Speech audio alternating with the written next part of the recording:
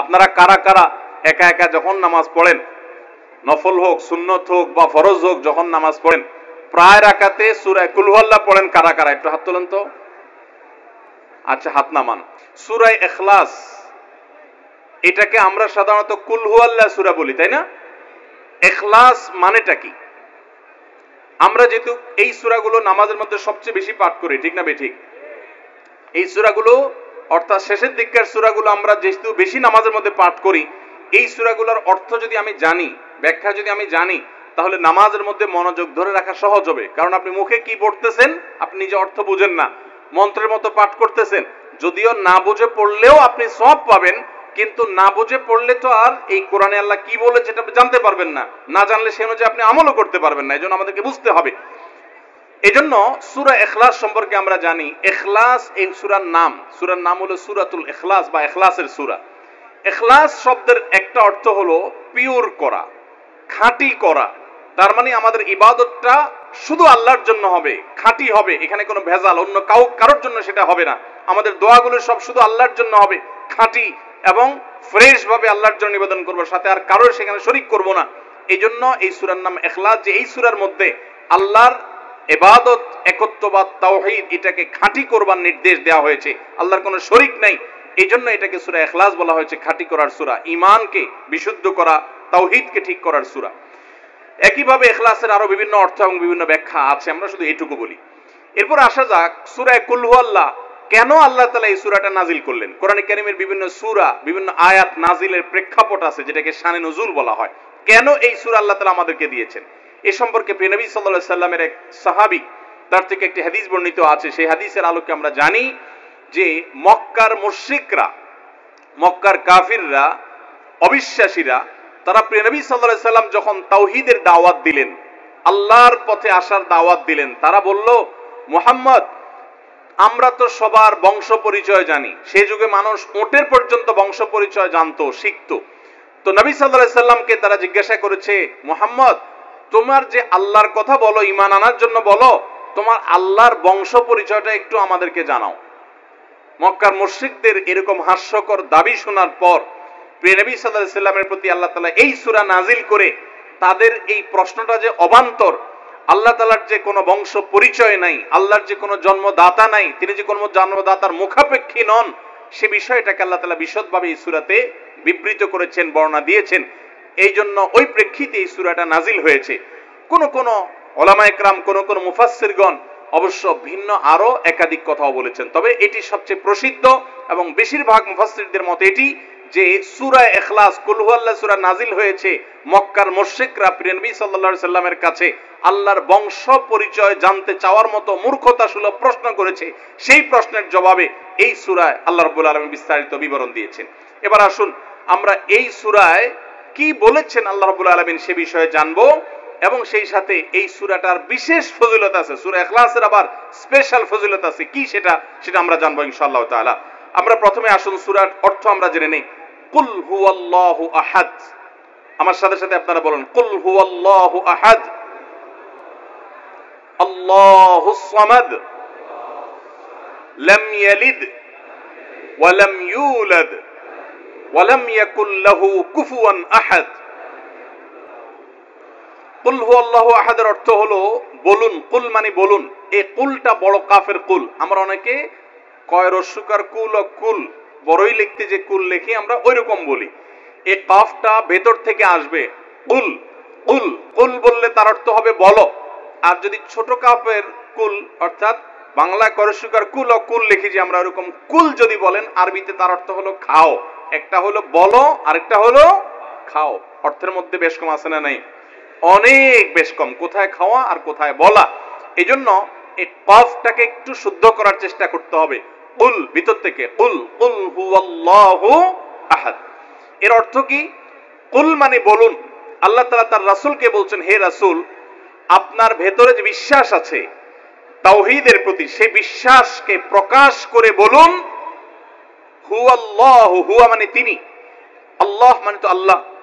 বলুন যে তিনি আল্লাহ, আহাদ মানে একক, অদ্বিতীয়, তার কোনো শরীক নাই, তার কোনো অংশীদার নাই, তিনি একক, বংশ পরিচয়ে তার থাকার প্রশ্নই ওঠে না, যিনি একক, যিনি অদ্বিতীয়, যার কোনো শরিক নাই এবং যার কোনো পার্টনার নাই, যার কোনো ফ্যামিলির সদস্য নাই, যিনি একক, তার বংশ পরিচয় জানতে চাওয়া এটা মূর্খতা এবং অজ্ঞানতা।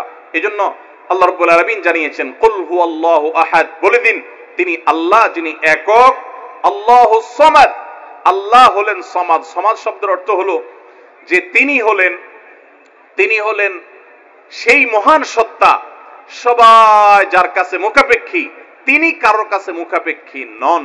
সমাদ মানে হলো যিনি অমুখাপেক্ষী, যিনি কারো মুখাপেক্ষী না। পৃথিবীর সকল সৃষ্টি তার মুখাপেক্ষী, তিনি কারো মুখাপেক্ষী না। যেহেতু তিনি কারোর মুখাপেক্ষী না, অতএব তার বাপেরও প্রয়োজন নাই, তার মায়েরও প্রয়োজন নাই, তার সন্তানের প্রয়োজন নাই, বন্ধুর প্রয়োজন নেই, তার কারোর কোনো প্রয়োজন নেই। সবার তাকে প্রয়োজন, কিন্তু তিনি কারোর কাছে মুখাপেক্ষী নন। আল্লাহুস সামাদ, লাম ইয়ালিদ ওয়া লাম ইউলাদ, যেহেতু তিনি কারো মুখাপেক্ষী নন, এজন্য তিনি কাউকে জন্ম দেননি। ওয়া লাম ইউলাদ, এবং তাকেও কেউ জন্ম দেয়নি। যেহেতু তিনি কোনো কারো মুখাপেক্ষী না, এজন্য তার বাপ মারও প্রয়োজন নাই। আমরা দুনিয়াতে আসার জন্য বাপ মার মুখাপেক্ষী, বাপ মা ছাড়া আসতে পারে না। যেহেতু আল্লাহ কারো মুখাপেক্ষী নন, এজন্য তার কোনো জন্মদাতার প্রয়োজন হয়নি। ওয়া লাম ইউলাদ, এবং তিনি কাউকে জন্ম দেননি।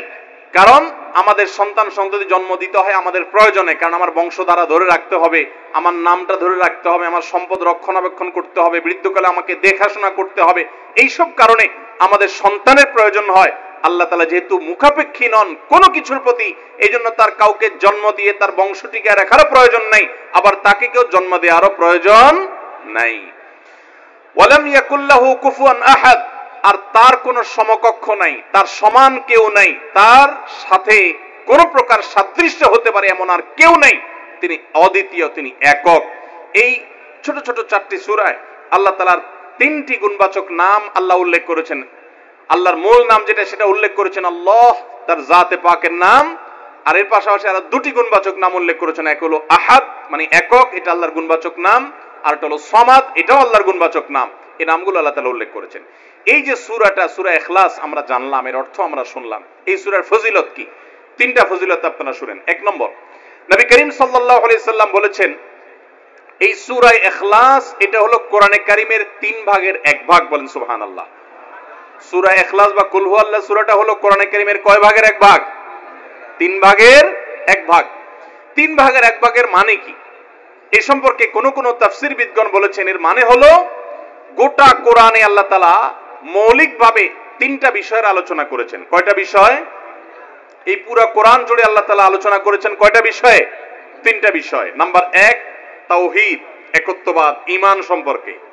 নাম্বার 2 আখবার, বিভিন্ন জাতি গোষ্ঠীর ইতিহাস আল্লাহ এখানে আলোচনা করেছেন। নাম্বার 3 এই কোরআন আল্লাহ তাআলা আলোচনা করেছেন আহকাম বা বিধিবিধান। ঈমানটা মানুষের, বিশ্বাসটা মানুষের সবচেয়ে গুরুত্বপূর্ণ। বিশ্বাস মানুষকে পরিচালনা করে, জন্য কোরআনে এটার আলোচনা সবচেয়ে বেশি। এরপর ইতিহাসের আলোচনা মানুষের অনেক বেশি প্রয়োজন শিক্ষা গ্রহণ করবার জন্য পূর্বের ঘটনাবলী থেকে, সেজন্য সেগুলোও আছে।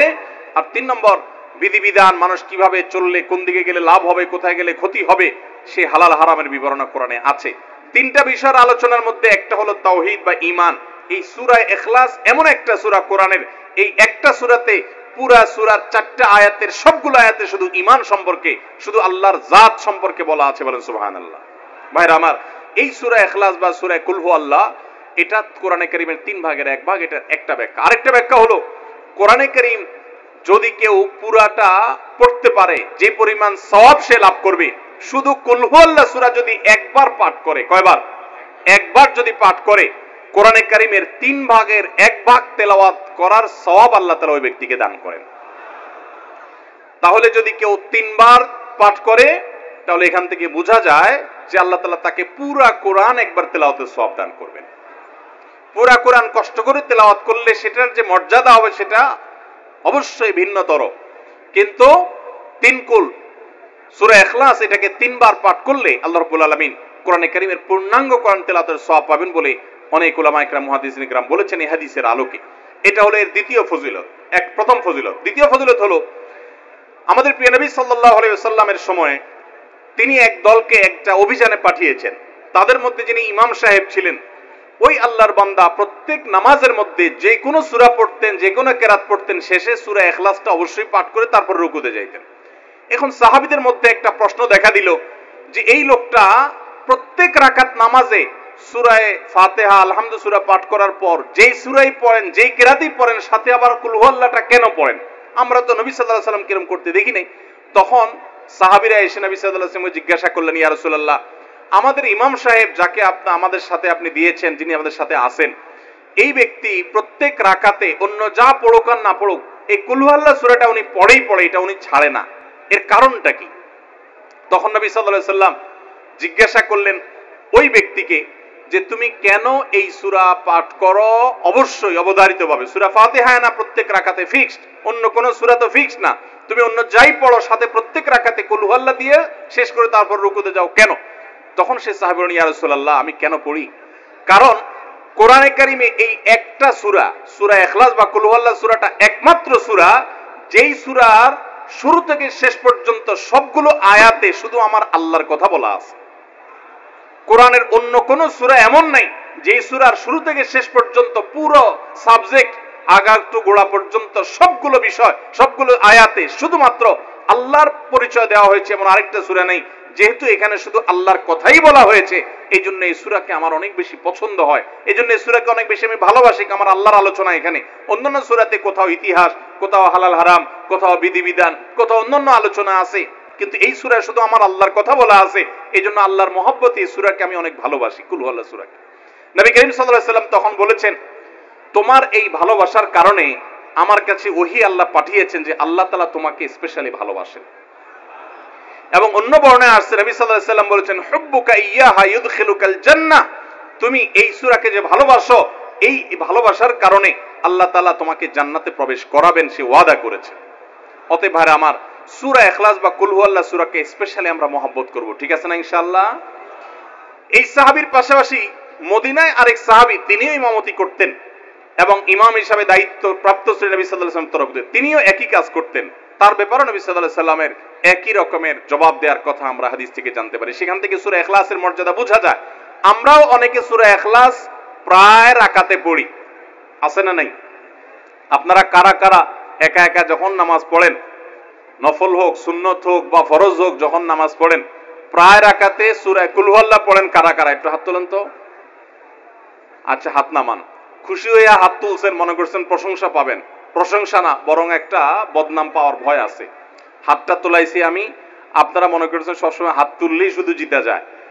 দেখেন, যারা সূরা ইখলাসকে মহব্বত করে, এই যে ঘটনা আমরা শোনালাম নবী সাল্লাল্লাহু আলাইহি ওয়াসাল্লাম, এটা জেনে যে আমার আল্লাহর আলোচনা আছে এই সূরায়, অন্য কোনো আলোচনা নাই, আল্লাহর পরিচয় উল্লেখ করা আছে, আল্লাহর বৈশিষ্ট্য এবং ক্ষমতার উল্লেখ আছে, সেই মহব্বতে যদি কেউ সূরা ইখলাসকে মহব্বতের সাথে ধীরে ধীরে পড়ে, তাহলে তো তিনি অবশ্যই আল্লাহর কাছে বিশেষ মর্যাদা পাবেন। ওই সাহাবীর মতো আল্লাহর ভালোবাসা পাওয়ার সম্ভাবনা জোরালো। তবে আমাদের বেশিরভাগ মানুষ কুল হুয়াল্লাহ সূরা দিয়ে নামাজ পড়ে নামাজ শর্ট করার জন্য, ঠিক না বেঠিক? তাহলে এবার যদি আমি বলি কারা কারা নামাজ সংক্ষেপ করার জন্য কুল হুয়াল্লাহ সূরা দিয়ে নামাজ পড়েন, তাহলে দেখা যাবে হাত ওইগুলো আবার উঠছে। তাহলে সংক্ষেপ করার উদ্দেশ্যে সূরা কুল হুয়াল্লাহ পড়লে সেটার কারণে আল্লাহর কাছে সওয়াব পাবেন না, বরং আপনার নামাজের মর্যাদা আরো কমবে। নামাজ কি সংক্ষেপে করতে হয় না লম্বা সময় নিয়ে করতে হয়? আমরা খাওয়াটা খুব ধীরে সুস্থে খাই, ঘুমটা খুব ঠান্ডা মাথায় যাই, কাজ কাম খুব ঠান্ডা মাথায় করি, শ্বশুর বাড়ি গেলে খুব আস্তে ধীরে যাই, সব কাজগুলো আমরা ধীরে সুস্থে করা পছন্দ করি। শুধু নামাজের বেলা আসলে, জিকির তসবির বেলা আসলে আমরা 4G 5G গতিতে, তুফান মেলের গতিতে যত তাড়াতাড়ি সম্ভব করার চেষ্টা করি। সব জায়গায় গতি ভালো না, মোবাইলের নেট স্পিডের গতি ভালো বুঝলাম, কিন্তু তেলাওয়াত যে যত ধীরে ধীরে করবে, নামাজ যে যত আস্তে আস্তে পড়বে, আপনি মসজিদে লক্ষ্য রাখবেন, আপনার মসজিদে যেই লোকটার নামাজে সবচেয়ে বেশি সময় লাগায়, যেই লোকটার 2 রাকাত নামাজে সবচেয়ে বেশি সময় ব্যয় করে, আপনি নিশ্চিত ধরে নেবেন এই লোকটার নামাজি হিসাবে তত আল্লাহর কাছে প্রিয় এবং শ্রেষ্ঠ। অতএব সময় নিয়ে নামাজ পড়বো তো ইনশাআল্লাহ।